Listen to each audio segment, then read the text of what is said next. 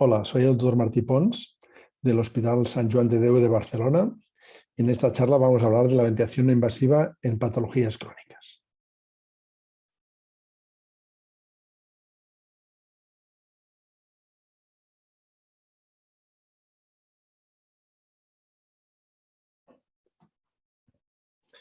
En primer lugar, agradecer a los organizadores de ese congreso que me hayan invitado a participar. Voy a hablar de un tema en el cual he estado involucrado durante más de 20 años en el seguimiento de pacientes con patología crónica recibiendo ventilación domiciliaria. Para seguir un guión cronológico de cómo podemos aprender o empezar a utilizar la ventilación no invasiva domiciliaria en el paciente con patología crónica, he hecho este guión, ¿no? Hablando de así se empieza, cuál es el siguiente paso, cuál sería lo ideal, para acabar hablando un poquito del paciente neuromuscular y cuándo puede necesitar traqueostomía y si la lleva, cuándo se puede retirar esta traqueostomía. Bien, en primer lugar compartir este vídeo que nos habla del nivel de evidencia científica del que estamos hablando, que es pues evidentemente bajo porque hay pocos estudios, poblaciones heterogéneas con recursos muy diferentes en diferentes países.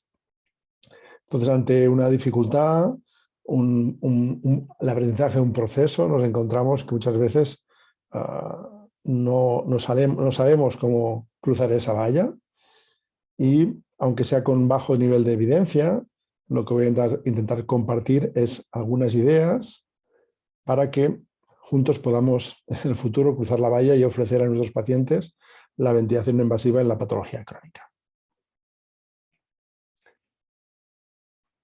¿Cuál es el abordaje convencional todavía en muchas UCIs de adultos y pediátricas en el mundo? El paciente con fallos respiratorios le ofrece oxígeno, intubación y si pasados unos días hay fracaso en esta extubación, finalmente al paciente se le va a ofrecer una traqueostomía. Por otra parte, en ciertas circunstancias nos podemos encontrar que se desea hacer una adecuación del esfuerzo terapéutico y al paciente se le ofrezca pues sencillamente oxígeno, sedación y la paliación de sus síntomas. Vamos a ver que existen alternativas con el uso de la no invasiva y en primer lugar para este paciente que ha llegado, hemos fracasado en el proceso previo y ha estado intubado, pues creo que especialmente en el grupo de pacientes neuromusculares es importante conocer y aplicar el protocolo de extubación electiva según el diseñó Dr. John Bach. Bien, como decíamos antes, nos gusta maquillar a nuestros pacientes con oxígeno, pero cuando nuestros pacientes tienen un fallo respiratorio tipo 2, una hipoventilación, una fatiga muscular, esto no mejora su situación. De alguna manera, podemos pensar aquí, esta famosa actriz, ¿no? Podemos pensar que es guapa, pero en realidad gran parte es el maquillaje, ¿no? Estamos maquillando a nuestros pacientes cuando en realidad lo que teníamos que hacer es aliviar su trabajo respiratorio. Y eso lo podemos conseguir aplicando la ventilación no invasiva. La ventilación no invasiva, evidentemente, la podemos utilizar en las fases iniciales, cuando el paciente llega a la unidad de cuidados intermedios o a la terapia respiratoria o a la terapia de intensivos, pero cuando fracasamos o no se ha podido aplicar, lo más fácil es iniciarla post-extubación. Tenemos dos opciones, podemos utilizar la electiva, o sea, decir qué paciente se puede beneficiar de esta ventilación no invasiva antes de que aparezca fracaso respiratorio, o de rescate. Una vez el paciente vuelve a fracasar y estamos fracasando la extubación, podemos volver a intentar rescatarlo y no reintubarlo. De alguna manera lo que queremos promover es en este grupo de pacientes, que es casi el 50% de los pacientes con patología crónica que requieren soporte ventilatorio a largo plazo, es pensar que en estas situaciones lo fácil es ir a la traqueotomía, pero tenemos un protocolo que tiene una eficacia del 95% en el primer intento que es el protocolo del Dr. John Bach. Nos pide que el paciente esté afebril, que el paciente tenga saturaciones por encima de 94 sin oxígeno, que la radiografía se haya normalizado o esté en franca mejoría, que el paciente no esté muy secretor, o sea, menos necesidad de aspiración, al menos de 2 veces cada 8 horas, que no haya obstrucción nasal si vamos a utilizar una interfase nasal y que extubemos electivamente a ventilación no invasiva a nuestro paciente. A esto hay que añadir el hecho de que instauremos el manejo de la tos asistida, incluyendo la formación a la familia para hacerla cuantas veces sea necesario. Este manejo de la tos asistida es importante, puede ser manual, como vemos aquí en la fotografía, insuflando al paciente con ambú y luego haciendo compresiones tóraco-abdominales, diríamos en la parte inferior el hermano del paciente haciendo esa compresión tóraco-abdominal, o aplicando dispositivos mecánicos especialmente diseñados para ello, como sería el Cough Assist Device, del cual existen diferentes marcas. Aquí ponemos solo un ejemplo de un modelo antiguo. Bien, evidentemente esto es lo que nos ocurría en muchos sitios hace 20, 25 años, ¿no? El paciente llegaba tarde y mal, llegaba con criterios de intubación, luego no podíamos extubarlo e íbamos a la traqueostomía y empezamos a extubar electivamente a algunos de estos pacientes, aún sin utilizar el protocolo de John Bach. Sería mucho mejor, ¿no?, que estos pacientes cuando ingresan con una agudización podamos aplicar ventilación no invasiva y podamos evitar ya la intubación y ese riesgo a posteriori de traqueostomía. En este caso recomendamos en la fase aguda el uso de interfaz facial, total face o oronasal, dado que es mayor, su efectividad es mayor para estabilizar el paciente, especialmente si está muy hipoxémico, y tras la estabilización podemos valorar si podemos cambiar a la interfase nasal en el transfer del paciente a domicilio. Creo que esto es muy importante y de alguna manera esa sería la segunda fase de aprendizaje de un equipo para adaptar y usar la ventilación invasiva en la patología crónica. En el mercado nos ofrece gran variedad de dispositivos, desde dispositivos a la izquierda domiciliarios, algunos de ellos, muchos ya con mezclador de oxígeno, que nos permite administrar fracciones inspiradas de oxígeno muy altas, respiradores hospitalarios de vena no invasiva que constan internamente de una turbina, o respiradores de UCI, normalmente pues, con compresor de aire o válvulas, ¿no?, electroválvulas, que realmente pues, tienen ya módulos de no invasiva y que tienen una efectividad similar a los dispositivos de ventilación invasiva hospitalarios. Cualquiera de estas opciones que dispongamos nos puede ser útil para abordar el manejo de estos pacientes. Como decíamos antes, somos muy proclives al uso de interfaces oronasales o faciales para estos pacientes, dada su mayor efectividad, especialmente cuando llegan con criterios de intubación a las unidades de terapia intensiva. Evidentemente, esto se tiene que acompañar de cuidados no invasivos, la nutrición enteral a débito continuo por sonda nasogástrica, en pacientes algunas enfermedades neuromusculares pues, presentan cialorrea, pues podemos precisar parches de escopolamina o fármacos, un ejemplo del cual sería este, el triexifenidil, etc. La idea es la ventilación no invasiva por sí sola nos puede permitir ganar tiempo, pero no es el tratamiento definitivo. Y, por supuesto, hemos de manejar adecuadamente la tos. Así pues, avanzando, ¿qué sería lo ideal? Lo ideal sería identificar estos pacientes que históricamente en las cohortes sabemos que pueden acabar con soporte ventilatorio en domicilio a largo plazo. Aquí veríamos este trabajo de Jardine en Inglaterra, que nos define pues, una población, la mayor parte de ellos con ventilación invasiva, pero en el cual la proporción de pacientes neuromusculares pues, es mayoritaria, casi más del 40%, ¿no? Hay un número importante de pacientes con hipoventilación central, con lesiones medulares y mucho menos frecuentes pues, la displasia broncopulmonar.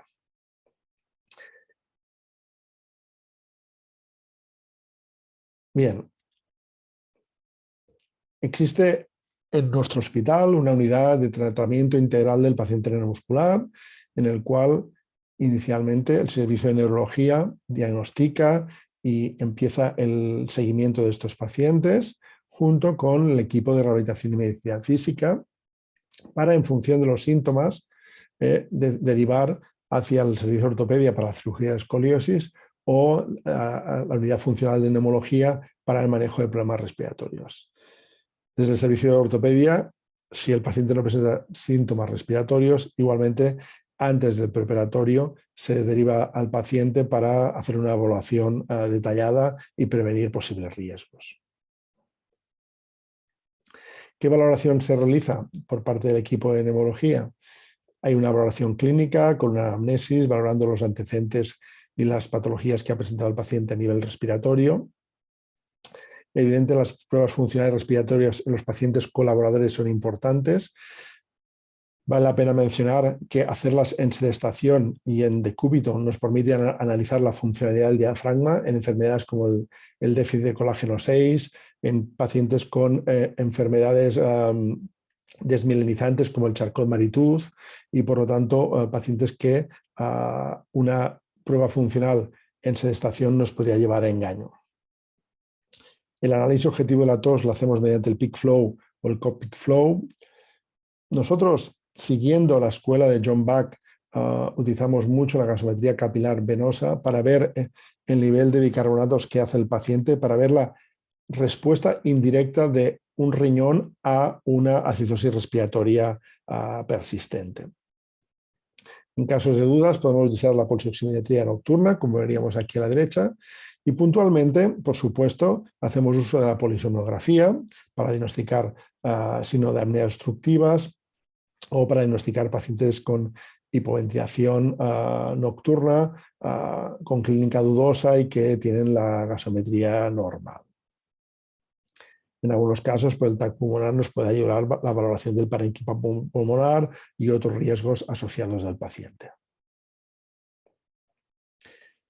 Aquí veríamos en un estudio realizado en España que vemos que otra vez el predominio del paciente neuromuscular con un 45%, también el síndrome de apneas y hipopneas un 16%, y a la derecha vemos que en el grupo de pacientes con ventilación no invasiva alcanzamos a tener un 38% de pacientes y mayoritariamente pacientes neuromusculares. ¿Qué buscamos, pues, en el paciente neuromuscular que está en riesgo de fracaso respiratorio? Intentamos encontrar aquellos pacientes cuya capacidad vital forzada está cayendo por debajo del 60% o que en edad adulta tienen un cough peak flow inferior a 270 litros minuto. Si no utilizamos las escalas adaptadas de pediatría para niños asmáticos de normalidad en función de la altura, buscamos los síntomas de hipoventilación nocturna y preguntamos a la familia pues, si el paciente ha tenido ingresos hospitalarios con atelectasias, necesidad de oxígeno, prolongación de cuadros respiratorios que nos hagan sospechar un mal manejo de secreciones, una tos inefectiva o inadecuada. Todo esto nos ayuda a configurar al paciente pues, en tres grupos, ¿no? Sería el paciente de cirugía de bajo riesgo respiratorio, en el cual transcurre un preoperatorio estándar, el paciente con cirugía de riesgo respiratorio moderado o alto, en el cual pensamos que aunque el paciente esté estable y no tenga actualmente indicación de ventilación invasiva, podría descompensarse tras la cirugía y necesitarla. Por lo tanto, a estas familias les hemos de informar del riesgo de traqueostomía y debemos hacer una adaptación precoz y preventiva a ventilación invasiva y a cofasis en el preoperatorio, por si se necesitan durante el postoperatorio. Finalmente puede haber un tercer grupo en el cual indiquemos, dado el alto riesgo, pues contraindiquemos la cirugía. Como decíamos, ¿no? Pues es importante esta ventilación no invasiva electiva ante un paciente que sabemos que durante 3 meses va a disminuir su capacidad vital y que puede desequilibrarse y caer en situación de insuficiencia respiratoria aguda. Por lo tanto, vamos a necesitar pues, un respirador presurométrico para dar B-level, una bolsa autoinflable y un entrenamiento a la familia en caso que hagamos tos asistida manual, o el dispositivo de tos asistida mecánica, el COFASIS, que también necesita entrenamiento por parte de la familia. Excepcionalmente, vamos a precisar el aspirador de secreciones. Así pues, en el paciente con riesgo moderado alto, vamos a entrenar a la familia y vamos a adaptar al niño utilizando los medios que tengamos a mano para que tolere la ventilación invasiva al menos 4 horas por la noche. Vamos a mejorar y optimizar la tos en el caso que esté disminuida o afectada para reducir el riesgo de atelectasias post-extubación tras la cirugía. Y de esta manera podemos decir que los resultados en nuestro centro, pues en esta última década, pues no hemos tenido pacientes que tras la cirugía hayan precisado pues, una intubación prolongada y una traqueostomía al final. De todas maneras, es posible que haya pacientes neuromusculares que puedan necesitar ventilación invasiva. ¿Cuándo nos planteamos la traqueostomía? Básicamente, cuando hemos fracasado en la extubación cumpliendo bien estrictamente el protocolo de John Bach, tras 2 o 3 intentos, realmente pues, bueno, es una cosa que no está grabada a fuego, se ha de individualizar en función del grado de recuperación que tenga el paciente, su grado nutricional, etcétera, etcétera. O también que sea imposible que alcancemos los criterios determinados por el protocolo durante 3 o 4 semanas y, por lo tanto, para minimizar el riesgo de lesiones de la vía aérea a largo plazo, pues decidimos optar por la traqueostomía y demorar esa decanulación más tardíamente a ventilación invasiva. Esto enlaza con esta pregunta. Clásicamente, un paciente crónico neuromuscular que recibía como soporte una traqueostomía, pues el paradigma era decir, bueno, pobrecito, ya ha llegado su fase de deterioro, no hay vuelta atrás, ¿no? Y nosotros nos planteamos hace varios años si esto era posible o no. Y diseñamos un protocolo para declarar a paciente ventilado estable por traqueostomía ventilación no invasiva. En Respiratory Care, el año 2014, se presentaba este algoritmo para decidir cuándo retiramos la ventilación mecánica en los pacientes y la traqueostomía posterior. Entonces, uno de los criterios para quitar la traqueostomía es que el paciente ya no necesitará ventilación mecánica. Y esto nosotros lo sustituimos por en azul vemos por un paciente que tenga ventilación mecánica menos de 18 horas al día. Entonces, es paciente que se establece ese nivel de seguridad. Pensamos que si cumplimos el resto del protocolo, pues posiblemente, y su enfermedad no es rápidamente progresiva, podríamos ofrecerle el paso otra vez a la ventilación invasiva. Tenemos que un paciente que debe cumplir los criterios clínicos que luego detallaremos, ha de tener una vía aérea revisada, tiene que estar tolerando la válvula fonatoria y el tapón, por supuesto tiene que tener una tos adecuada o asistida adecuadamente y por último, y no menos importante, el consentimiento y entrenamiento de la familia. ¿Qué criterios clínicos les demandamos para pasar a ventilación invasiva? A corto plazo, que los parámetros no sean excesivos, una presión pico por debajo de 20, una PEP por debajo de 8, una FIO2 inferior al 0,4. En general, incluso pues, somos un poco más restrictivos, pero ese sería el tope en situaciones excepcionales. La ausencia de enfermedad pulmonar grave, como decíamos antes, un manejo de secreciones adecuado, sea espontáneamente por el paciente o asistido manual mecánicamente. Y, por supuesto, que no exista ninguna otra contraindicación para la ventilación invasiva. A medio y largo plazo necesitamos que el soporte respiratorio sea menor de 18 horas al día. Posiblemente la calidad de vida de un paciente en ventilación invasiva más de 18 horas al día sea inferior en ventilación invasiva que con la traqueostomía. Pero bueno, esto también es un tema a discutir. Saben que hay grandes especialistas como John Bach, que es un gran partidario de la ventilación invasiva incluso las 24 horas del día, combinando diferentes interfaces como la pipeta bucal, etc. Por supuesto, necesitamos una familia que esté entrenada y sea muy colaboradora. Al revisar la vía aérea tenemos que descartar problemas como granuloma supraestomal, la estenosis subglótica o las sinequias de cuerdas vocales que nos contraindicarían esa decanulación y que nos harían inefectiva la ventilación invasiva.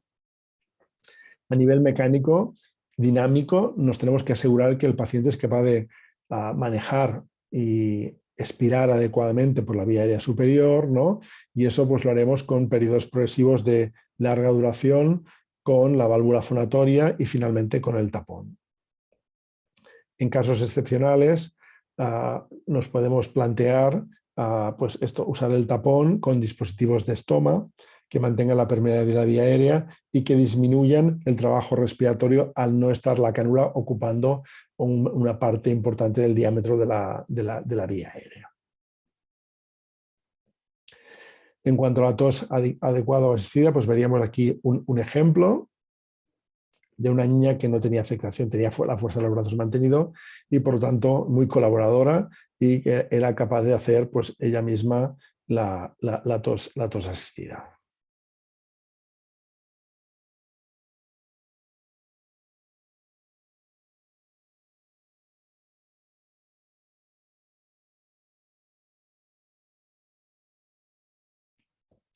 Como decíamos, aunque sea lo pongamos en la última diapositiva, al último momento, necesitamos que la familia esté entrenada y consienta, ¿no? Consienta con el riesgo que intentamos minimizar de complicaciones en la adaptación a la invasiva. Aquí veíamos un paciente que no estaba traquetomizado, en el cual estábamos adaptando a la ventilación invasiva.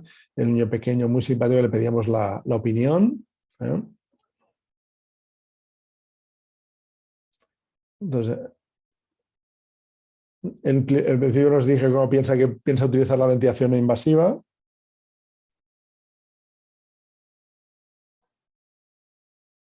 Y ahora le pide la opinión.